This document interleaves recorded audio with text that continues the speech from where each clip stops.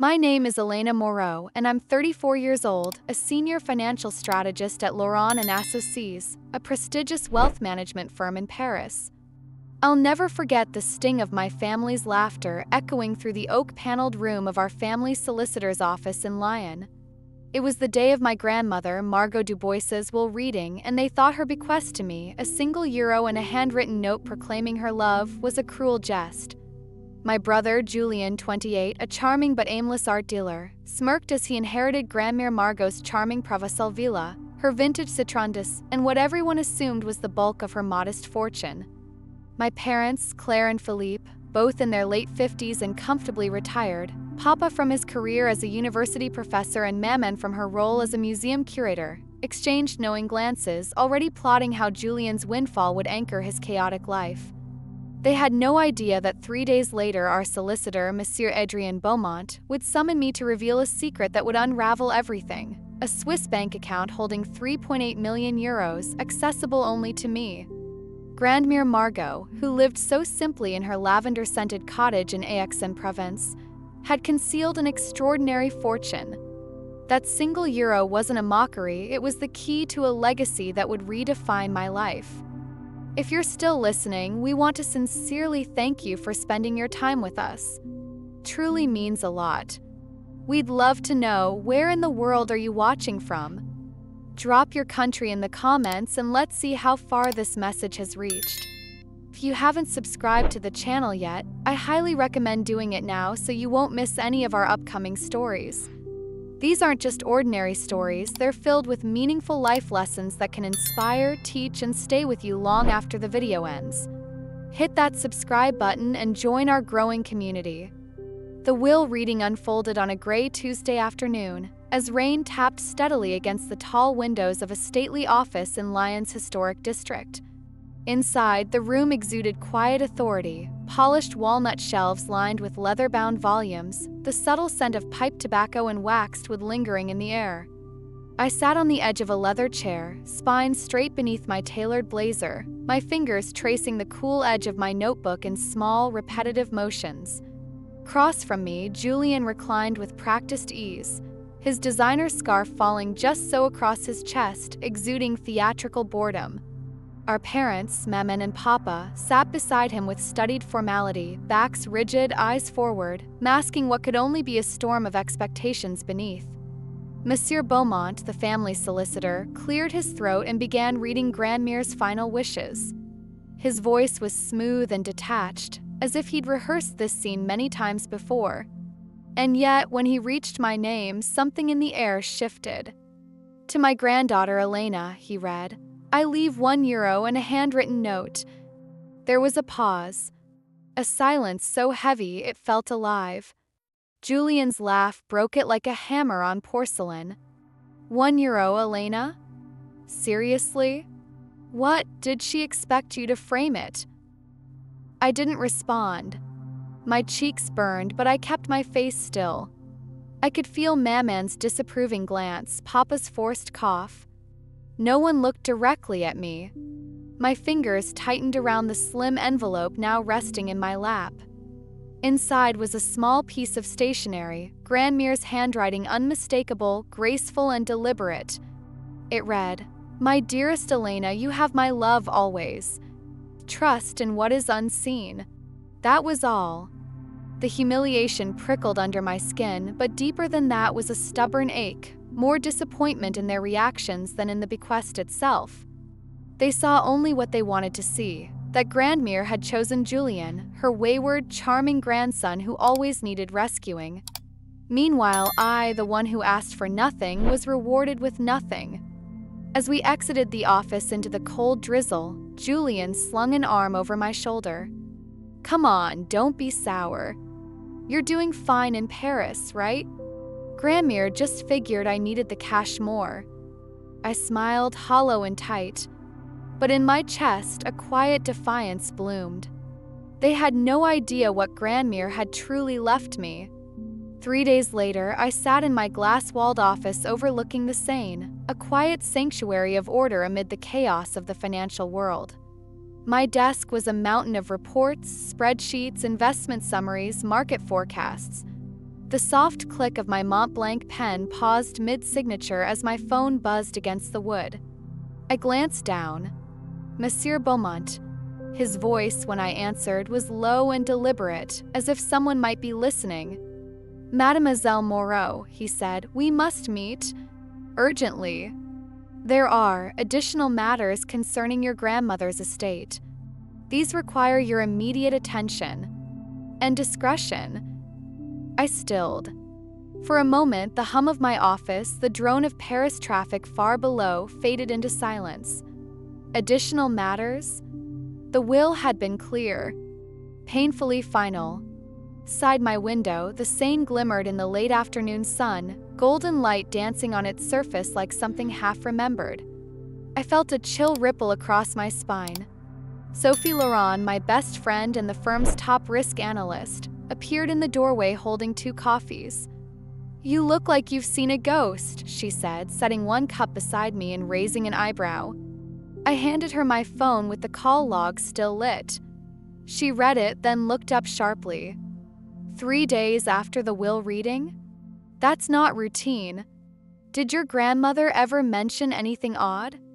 Secret funds, hidden properties? I shook my head. No. Margot lived so simply.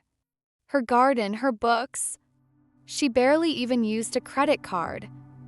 But the memory tugged at me, Grandmere sliding an envelope into my hand on my graduation day, whispering, "Some things, Elena, are best left to time." I'd thought it was metaphorical. Now I wasn't so sure. The drive to Beaumont's office was a blur of stone facades and tree-lined boulevards, Paris in its brisk, golden October skin. My thoughts tumbled. Was there a trust one hadn't known about? A letter meant to come later? Or had Julian's portion already stirred legal trouble, as it so often did when he was involved? I pulled up outside the familiar building, heart ticking faster than I liked to admit. Something about Beaumont's tone still echoed in my head, private, urgent, delicate.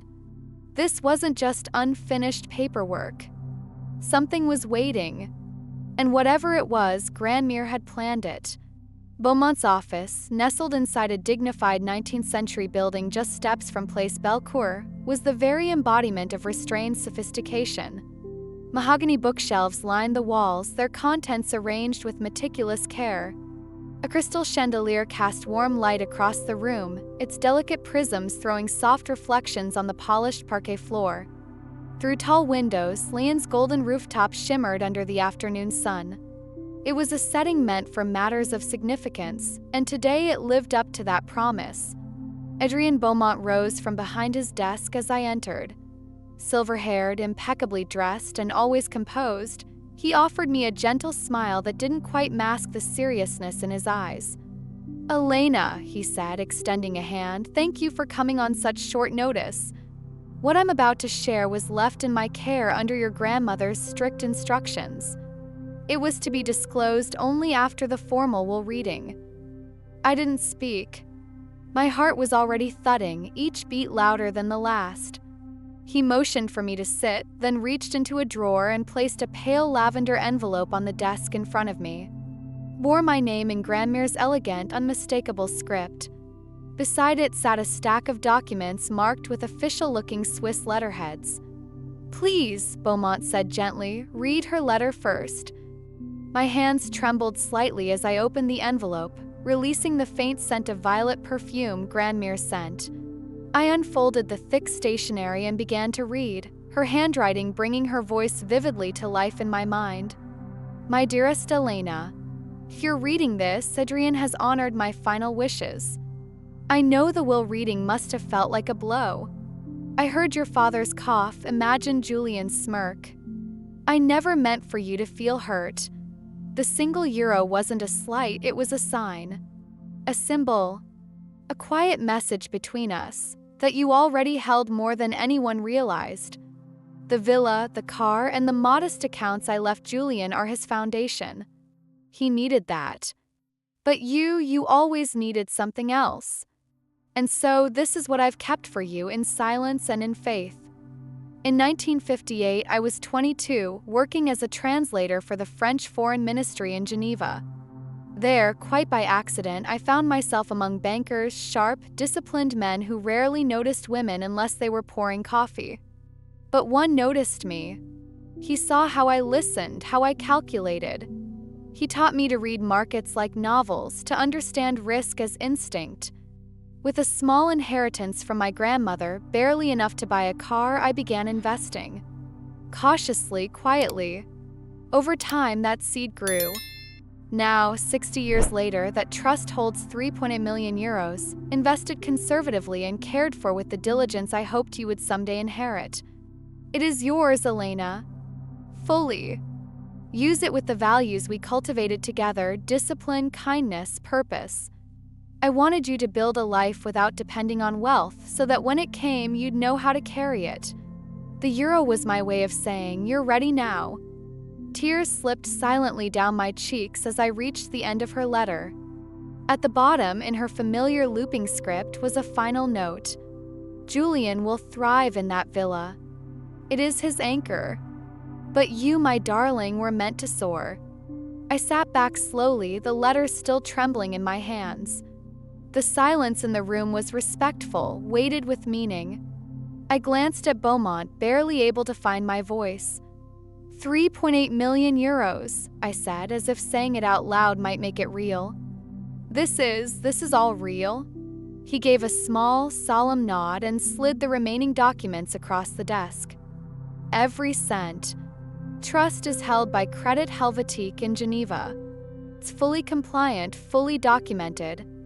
Your grandmother managed it herself until 10 years ago, and then appointed professionals to maintain it. I've reviewed it personally every year. There is no catch, no clause. It is yours, Elena. I stared at the rows of numbers on the statements, figures I was trained to analyze, yet now they made my head spin. She never told me, I whispered. She never even hinted. She didn't want it to shape you before you were ready, Beaumont said gently. She believed in your strength to build your life first, on your terms.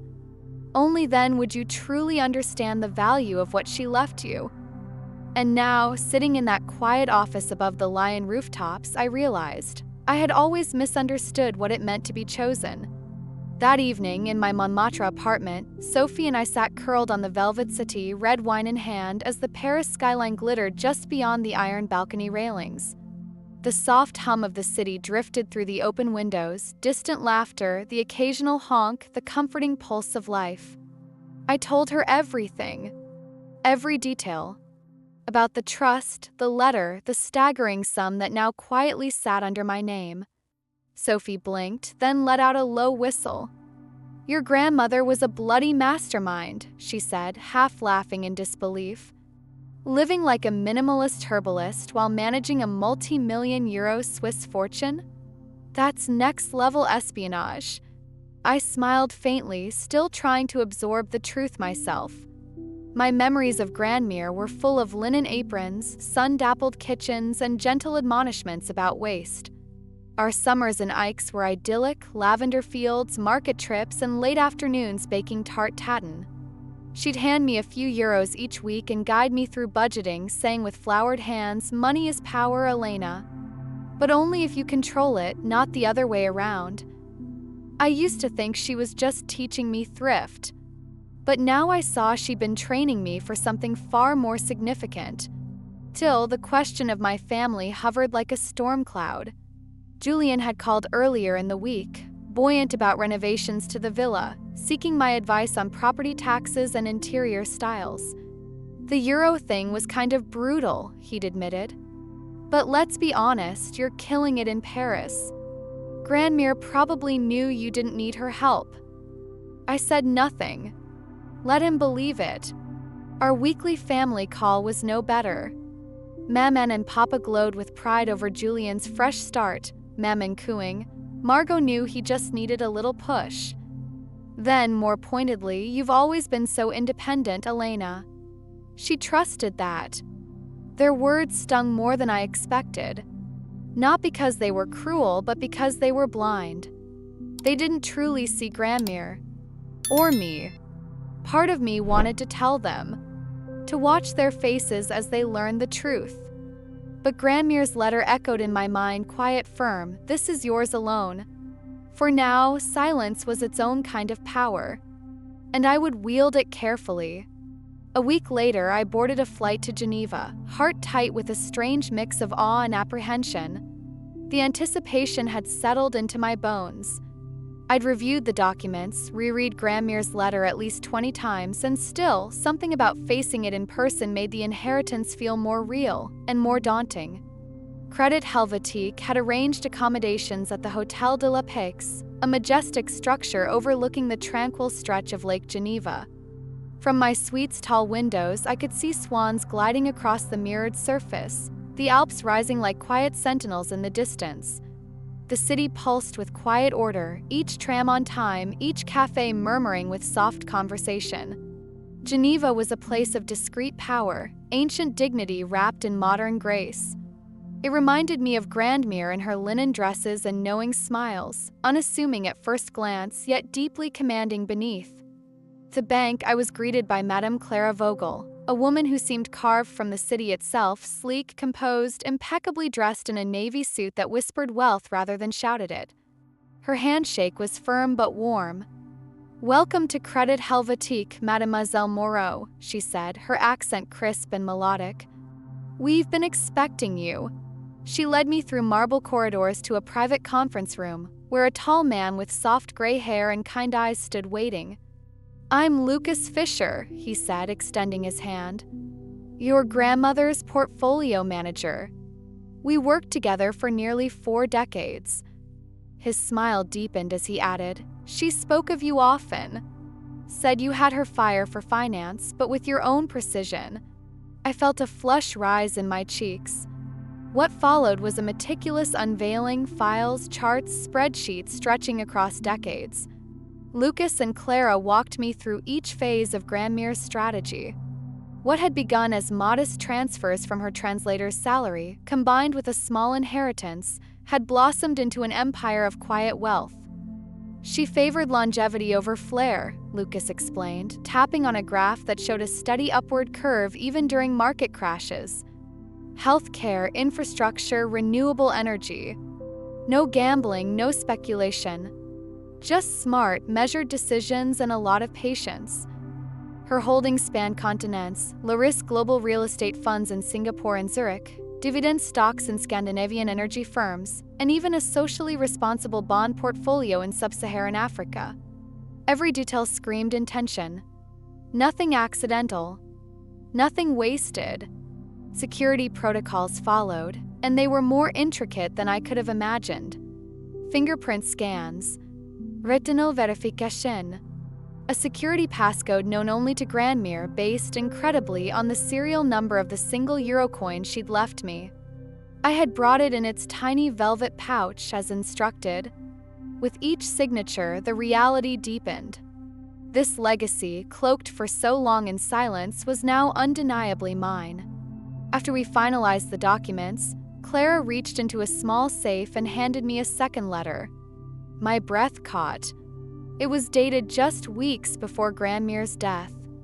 I opened it slowly. "Elena, if you are reading this, then you have chosen to accept not only the fortune but the responsibility that comes with it. This is your canvas. Paint boldly but with care. Use what you've been given to help those who never had the chances I did. Build something lasting not just for yourself but for the world. That is how you honor what I've built." Her signature followed, confident and steady. I folded the letter gently and pressed it to my chest, a silent vow forming within me. This wasn't just money. It was a mission. And I was ready. Back in Paris, I stood at a crossroads. The familiar comforts of Laurent and Assassis beckoned, the prestige, the polished corridors, the steady rise. But Grandmere's letter, still folded in the silk lining of my coat pocket, whispered something louder. Possibility! Sophie, seated across from me on our favorite cafe terrace, didn't hesitate.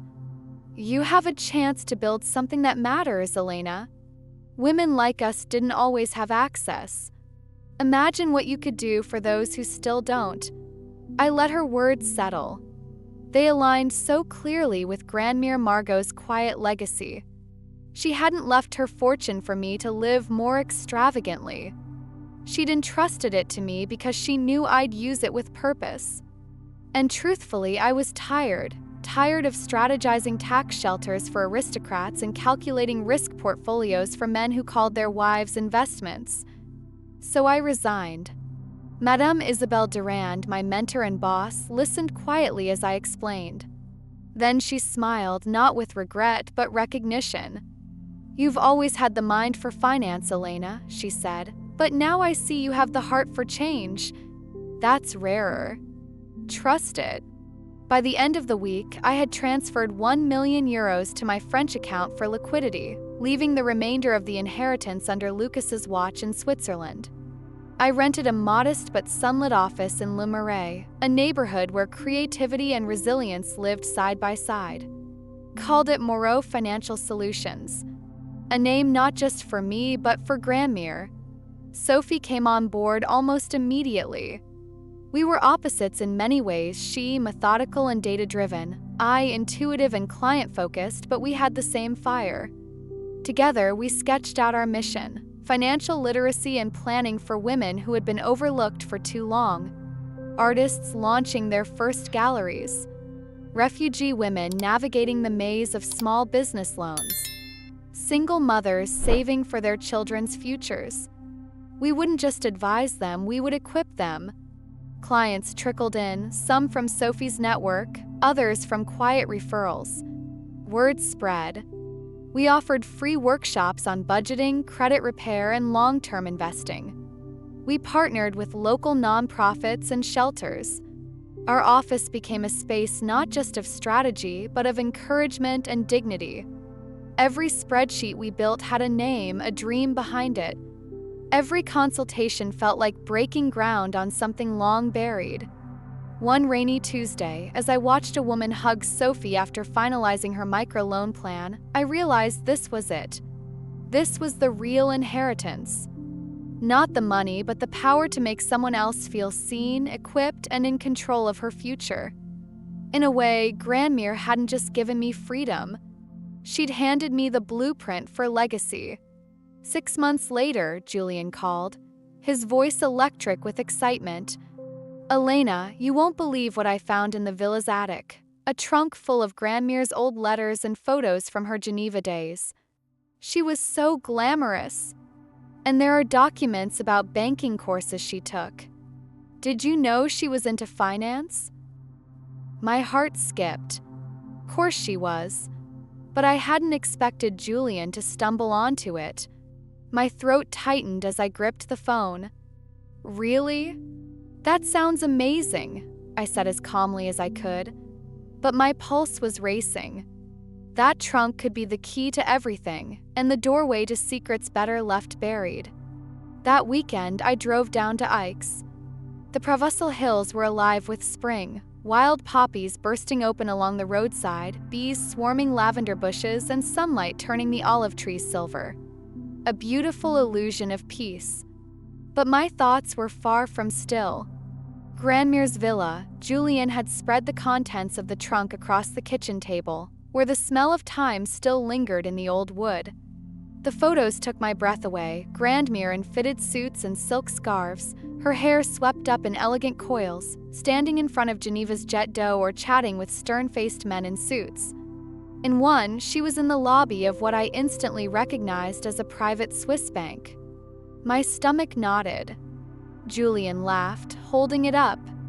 "She looks like a Bond girl. What was she doing there? Was she spying?" "More like studying," I said lightly, forcing a smile. "Probably just learning diplomacy. You know how she was, always interested in the world." He shrugged, unconvinced, and turned back to the stack of letters. I took the moment to quietly slide the banking seminar documents beneath a stack of old postcards. I'd look through them later when I was alone. Over dinner, Maman and Papa joined us, sipping rose in the garden as the sun dipped below the cypress trees. I told them about the photos, carefully omitting the documents, and let them spin their own interpretation. I always knew she had a romantic side, Maman said, smiling wistfully. Geneva must have felt like another world to her back then. She probably took those courses to impress Andre, Papa added. He was always so sharp with numbers. I nodded, letting them believe what comforted them. Truth was heavier, more complex. Grandmere hadn't just dabbled in finance, she had mastered it quietly, deliberately. And she had left clues for me to follow. But for now, I needed to shield that truth from the rest of them. I couldn't risk what Julian might find if he kept digging. That night, I lay awake in her old room, listening to the wind rustling through the shutters. I wondered what Grandmere had intended.